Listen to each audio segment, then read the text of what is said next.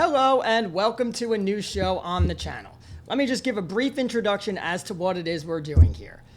I came up in the sports radio business where I see a host sit and give his opinion on the air and then take calls for the duration of an hour, arguing with callers about his opinion and their opinions. You have good callers, you have bad callers, and you have truly awful callers. Now, I always see some great stuff on Twitter. People ask me great questions all the time. People respond to my tweets in a great manner all the time. And then there's also some ridiculous things. And I've always wanted to be able to respond to it. I never knew how, but at the behest and urging and pushing on from my buddies Joe and Hader and Kieran over at the Premier League Trio podcast, they've encouraged me start this new show. So without further ado, here is Pauly versus the Internet. This is Pauly versus the Internet, where we are going to look at some of the tweets that I wake up to in my mentions every morning. Some of them are questions, some of them are response to my takes, and we're going to respond. Some of them are also people responding to some friends of mine, and some are, for this week especially, we did a live show on Red Devils Talk of the Premier League Trio podcast last night, and we got a lot of comments with some great questions, some that we didn't get a chance to address, and I'm going to take some time to address today. So here we go. First tweet, yesterday I tweeted about the outrage of fans when Manchester United walked away from the Sergio Reguilon deal, and how those people who are crying about walking away from a bad deal, they just want short-term success. Get this response from Ethan Taylor at EKTaylor64. I'm not sure if I fall into that bracket or not. Cautiously optimistic this season, but still a bit worried about Ole Gunnar Solskjaer's tactical flexibility in games. Why? Ole Gunnar Solskjaer has proven himself in these games. We saw him. He beat Manchester City 3 times. He did it with Jesse Lingard on the pitch. He did it with Andreas Pereira on the pitch. He beat Chelsea 3 times. He did that with Lingard and Pereira on the pitch in one game. He did it with Dan James on the pitch in the other 2. He did it with Marcos Rojo on the pitch. He went out against Liverpool and got a 1-1 draw that should have been a 1-0 win, and he did that by completely changing his team. He pushed his fullbacks high so that Liverpool couldn't push their fullbacks up the pitch. He took the responsibility of progressing the ball away from Scott McTominay and Fred because they are really bad at progressing the ball. And he did it all without Anthony Martial. And then he went to Anfield. They lost 2-0, 1 goal on a set piece. In the second half, United had all of the ball, created several chances to score, but didn't commit or didn't finish. And at the end, Mo Salah takes advantage of United throwing everybody up forward on a corner to bury it and make it 2-0. When it came to playing the top teams, Solskjaer did very well. Okay, well, what about games where the opponents just sat deep and United had all of the ball? That was definitely a problem in the first half of the season, but in the second half, Solskjaer solved that problem.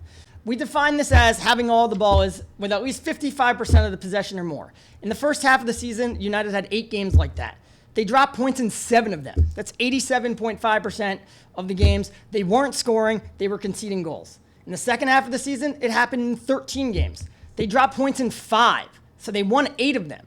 That's 38% of the games is when they dropped points. Still not great, but much better. They started scoring goals, and more importantly, they stopped conceding. So tactically, am I worried about him?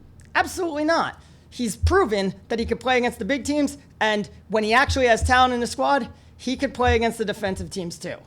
Last night, I sent a tweet about how United's defense is vastly underrated, especially by fans who all think that center back should be a priority this summer. It's obviously not from the club. They're not in for any. And we had this discussion here, and Dosky, at the Dosky, decided to jump in with possibly a very ridiculous take.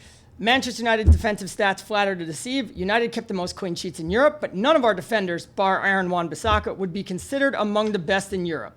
Yes, Solskjaer has improved the team defensively, but individually, defenders are coming up short. Let me tell you something. United won the Champions League with Wes Brown playing right back. The following year, they won the league and went to the Champions League final with John O'Shea playing as the right back. They had the best defense in the league that year. Sheffield had one of the best defenses in the league last year in the Premier League. None of their players are the best defenders in England. Have you ever heard the statement, the whole is greater than the sum of its parts? You don't need to have the best individual defenders as long as the team as a unit, both tactically and collectively, are defending well. Yes, it'd be nice, but sometimes having the 4 best defenders out there isn't the best. Sometimes they don't mesh well together. So, yeah, Solskjaer's tactics are yes, Harry Maguire and Aaron Wan-Bissaka are very good, but part of the reason United's defense improved so much was Solskjaer's tactics. He takes the pressure away from defense. He pressures teams higher up the pitch so that they don't get near United's goal. United conceded the 3rd fewest goals in the league, had the 3rd lowest expected goals against. That's a really good defense, even if the players aren't individually great. Last night on Red Devils Talk on the Premier League Trio live show, we got this comment from absent daddy James Jackson, who was frankly hilarious, cracking us up, and does phenomenal work as we were talking about transfers and how United need to put their foot on the gas. Sancho, Upamecano are just this season only. Next year, we get neither of those. I don't know if I agree with that. I think Jadon Sancho will, if we didn't get him this year, we'd be able to get him next year. We've known about Jadon Sancho for a year now. He was linked to us last year. If you asked anybody last September, they would have told you Jadon Sancho will be at Manchester United next year. And that's before COVID happened, so everybody had a free run at him.